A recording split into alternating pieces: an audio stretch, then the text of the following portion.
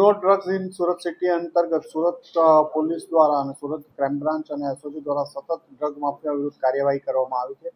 આવી જ એક ઇન્ફોર્મેશન આધારે સુરત ક્રાઇમ બ્રાન્ચના પોલીસ ઇન્સ્પેક્ટર જયંત ગોસ્વામી અને એમની ટીમના પીએસઆઈ ભાટીને એક ઇન્ફોર્મેશન મળી હતી કે રાજસ્થાનના બાલોતરાનો રહેવાસી નરેન્દ્ર ડારા સુરત શહેરમાં કોઈને એમડી ડ્રગ્સની ડિલિવરી કરવા આવવાનો છે. આ બાતમી આધારે એમણે વોચ ગોઠવેલી હતી અને જેના અનુસંધાને ગઈકાલે એમની ટીમને સફળતા મળી.